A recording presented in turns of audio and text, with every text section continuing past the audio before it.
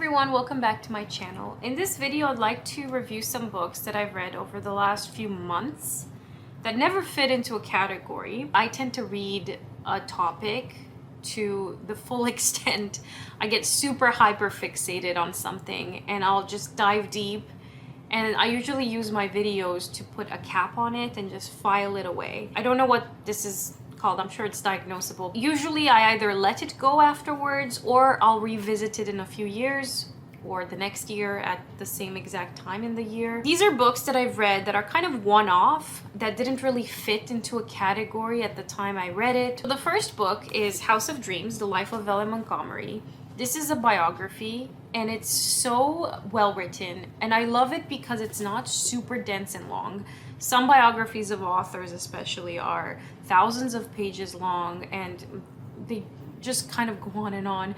But this one is just right. You know, it's for adults, so it's very smart and it tells you the things you need to know and it deals with difficult topics, but it's also illustrated and it doesn't go too deeply into any specific topic. The audiobook is probably around 8 hours. It just kind of drops you into this woman's life, and if you want that kind of a biography, this is definitely it. Now, it absolutely also took me by surprise because of the ideas I had in my head about who Ellen Montgomery was. I've only read the first Anne of Green Gables book and The Blue Castle, and in my brain, Ellen Montgomery lived in PEI her entire life and had no children, never married.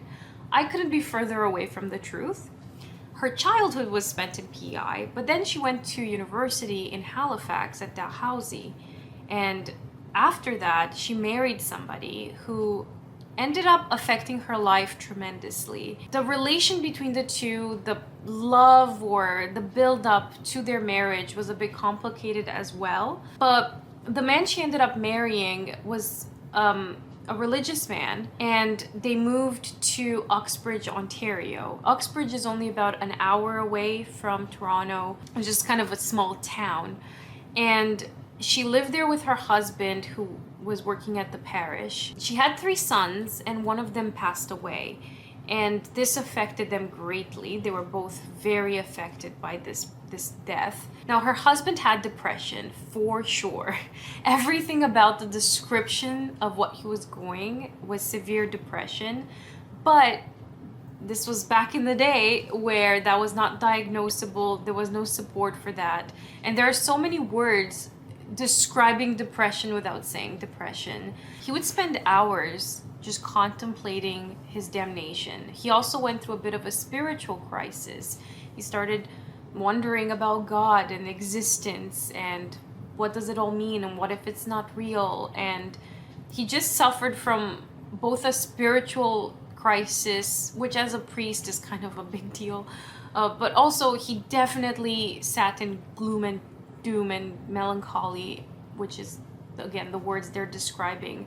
And this definitely took a toll on her because she was the primary caregiver of her children.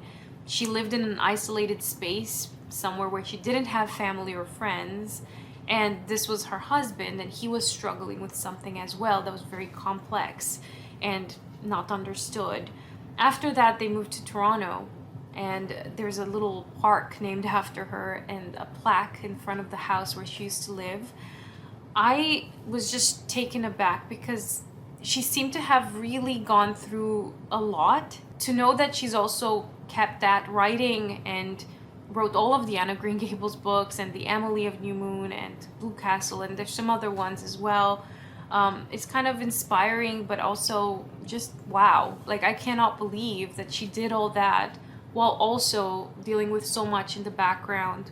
Definitely worth reading if you want to know more about Ellen Montgomery. It is, I don't know if I mentioned, but it is illustrated as well.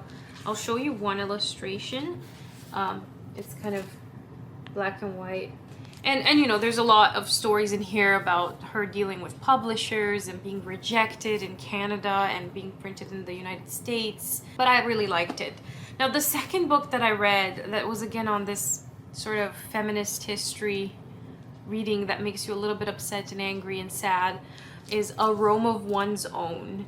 So this book looks at the history of Rome from Remus and Romulus all the way through past the empire, but it collects the stories of women, or tells you that same story from the women's angle or women's perspective, with whatever historical resources we have at hand to support that.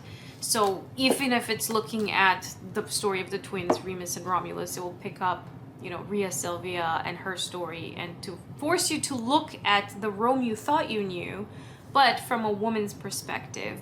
Some of the women featured are either muses or inspirations, or the target of some men for many of these philosophies or stories. Like when we look at Claudia, for example, we figure that Cicero was super obsessed with her, as well as Catullus, and his poetry is very much revolved around her. It is really difficult to read some of these without being angry. When we generally read about Rome, it's either things to do with infrastructure like architecture, aqueducts, roads, or martial stuff, warfare, tactics.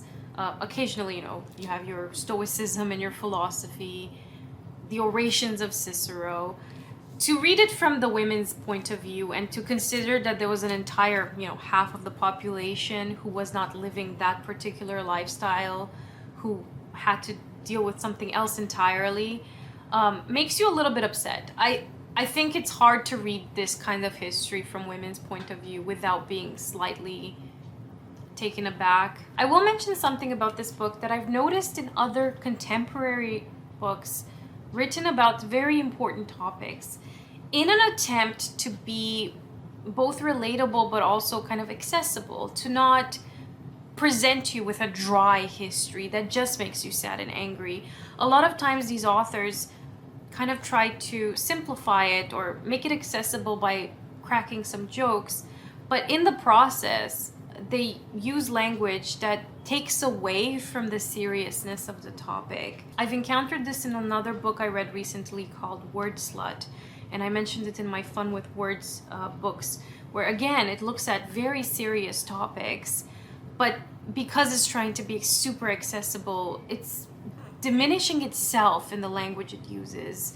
And it does a disservice to the author, because this author is so smart. You can tell from the way she writes and the history she knows and the resources she draws on that she's incredibly intelligent and talented and well versed in the history of Rome. I would never deny that. But when you have sentences like, "That's misogyny at work for you, pals," or words like yada yada yada to wrap something up, as much as I understand that it's a kind of joking language that might be really fun maybe in a lecture, when I see it in books, especially on serious topics, for me it just takes away some of its gravitas, and I wish that people didn't do it. And I know, because I've done it myself in order to stop making myself feel uncomfortable. But I wish that authors didn't feel the need to make readers feel less uncomfortable with such serious topics by simplifying it and making little quippy jokes, and use language that makes you automatically take this topic less seriously. The next book I'm going to talk about is a fiction work. So this is Salka Valka by Halldor Laxness. Laxness is my absolute favorite author of all times. Just to clarify, World Light and Independent People are both competing for the #1 spot on my absolute favorite novels of all time. Like, they're that good, and there's 2 of them that I love. And I've been making my way through most of his fiction. But this work, Salka Valka, did not hit it quite right, and I don't know why. Because in theory, this book was supposed to be my favorite of all of them, but instead it just, something was lacking. So the novel starts with Salka Valka and her mother coming into town. It's a smaller town than Reykjavik, and they come from up north. The book deals a lot with the dynamics between Salka Valka and her mother, and the memories of her mother and her upbringing, and what she thought she knew versus what she knows now as she's growing up. Again, there's a lot of feminist elements, a lot of trying to find kindness in a very tough place and in a very difficult historical time. It deals with religion, there's a lot of it. And also there's that Halldor Laxness element, which is what I love most, which is the supernatural and that maybe there's something out there that's magic. Maybe there's something out there that's a little different than our reality, and just kind of touches on it. But I felt like he really kind of brought that home in World Light, and in Independent People, it was definitely there as a subplot. Whereas here, it just didn't tackle it in the same way that made me love it. So I definitely liked the novel. I just didn't love it as much as the other two. And I think it's a very high bar because those two are just so superb. And I think here he's getting there. But it's still a good book, and it's got some interesting characters. Definitely worth a book club kind of night because of the characters' complexities. And I think the character kind of is the central point to this one, rather than the other two, which have more ideas at its core. Another book I read is A Philosophy of Walking by Frederic. And he looks at walking as the one thing that we all do versus the competitive nature of certain sports that require you to buy things and engage in some capitalistic activity. And he looks at the history of walking in literature, but also some historical figures that have spent a lot of their time walking. So he talks a lot about poet Arthur Rimbaud and how he was basically like a walker. That was his life story, just walking through places from place to place, just aiming for nothing, and just his whole life of walking. It engages with philosophy and politics from different places in the world, like India, or looking at Gandhi and Nietzsche's philosophy. And each chapter has its own focus, while walking is the main thread through all of the book. It is nonfiction. It makes you consider certain parts of walking that you might have not considered. I want to do a vlog one day, or maybe just a guided meditation, like a walking guided meditation for nerds, where I'm in your head while you walk, and I'll guide you through taking it all in and consider things about walking. But occasionally I'll just tell you a fun fact about something. I don't know, I would like something like that when I'm walking, to kind of help me calm down and just focus on my surroundings. But I also get really bored, and I always need to be learning something or listening to something, and I think that would be such a cool thing to do. And that's kind of what I was looking for in this, in some way. And even though it turned out to be entirely different, I loved it for what it was. Another book that I read right after this one is very short, but it's How to Walk by Hanh. And he's the Vietnamese monk, and he has a little series of like how to walk, how to sit, how to relax. Each one is about, I don't know, 100 little pages, but they're very small. And I found those to be very useful for considering what meditation is and how to start approaching it in the everyday. I found them to be very similar. Just focus on your breath, be present. That's its ultimate guide. Just be present. So the next book that I read was Matrescence. This got long listed for the Women's Prize. So Matrescence, like it sounds, is similar to adolescence in that a human being goes through a transformational time, both in body, mind, soul. But unlike adolescence, it's not really acknowledged as a difficult time in our society. People say, oh, pregnancy is natural, therefore easy, or because other people have done it, it must be something that is just, you can do it. But hello, historically, many women have died because of childbirth. Many women have died during pregnancy. It is one of the deadliest forms of labor out there.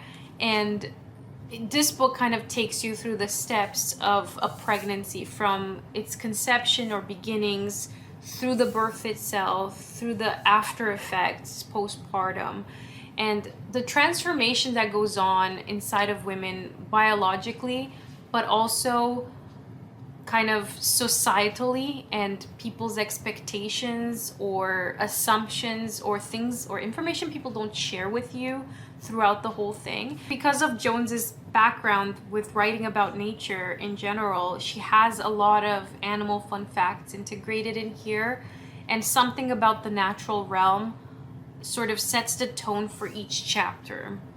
It is one of these books that you either have to read as you consider having babies, maybe before even starting to try, or something you read afterwards to process what happened to you.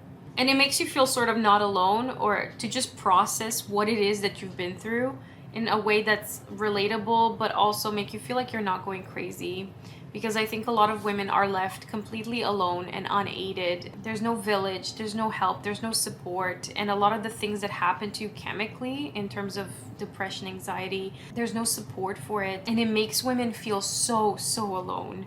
So this book is definitely kind of like your best friend by your side if you're looking for some sort of connection. I am planning to gift this book to one of my friends who recently had a baby, and I think it'll be very beneficial to her. The next book is Inseparable, Desire Between Women in Literature by Emma Donoghue. My introduction to Emma Donoghue was The Secret Letter, which was about a real historical figure. And of course, Room is her most famous novel. She writes a lot of historical fiction, and it's written so well because she does a lot of research, and you can tell that she really draws on what really happened in history or from a news real life story, and then incorporates fictional elements into it. But there's something about her that's like a historian at heart, and in this book it's nonfiction.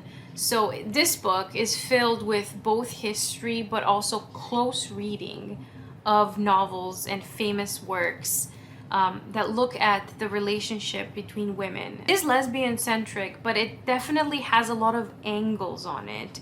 And if it made me aware of anything, is how much I have not read.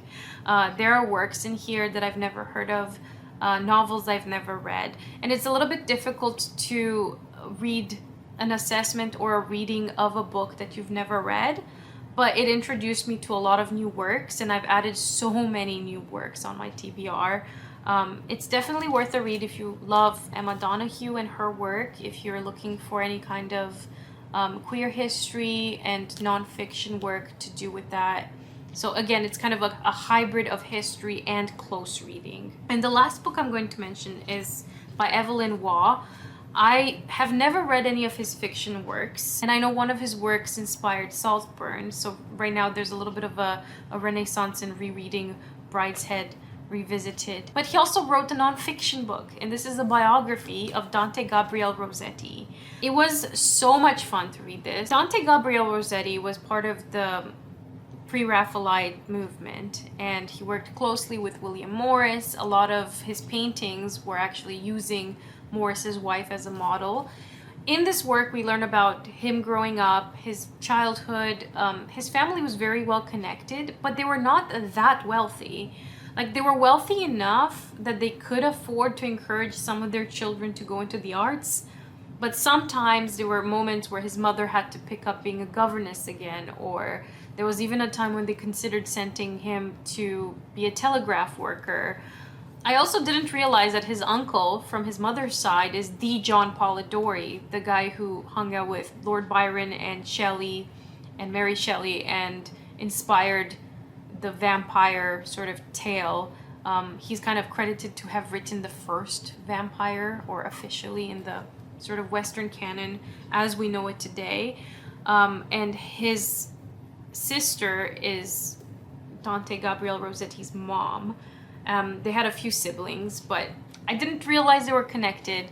His father's from Italy. He was a scholar, a man of the arts and letters, and his mom was a governess, as I've mentioned. He did have a few siblings, one of whom is, Christina, and she wrote a lot of poetry. We get to see him kind of learn the art from masters. So it's very similar. I'm watching Bridgerton right now, so for me, Benedict kind of going through the art school is very similar to what I'm reading about Dante Gabriel Rossetti's. At first, he had to reach out to a person who was already high up in the arts and try to learn from them. It's kind of hard to picture learning art from scratch and being sort of inspired to take it on without having formal schooling in it and without having reference images or doing things from scratch. You would need the models. He has a few bad teachers, he drops out of a school, and of course, We have depression again. And just like Montgomery's husband, when describing what he has, even Waugh himself didn't have the vocabulary for mental health issues. So he describes it as melancholy. And you get all of these descriptions that could just be summed up by the word depression and anxiety. We have restlessness and melancholy, long gazing into the abyss of damnation, not understanding his life, feeling hopeless. And you understand just how tough it must have been to not have the vocabulary to describe what is happening. We go through a lot of his career and the description of some of his paintings. It is a really cool biography. I would recommend it if you're interested in Victorian art, in the arts and crafts movement in general. And if you read all of Evelyn Waugh's works and you're looking for his one nonfiction work that barely anyone talks about, thank you for watching, and I'll see you in my next video. Bye!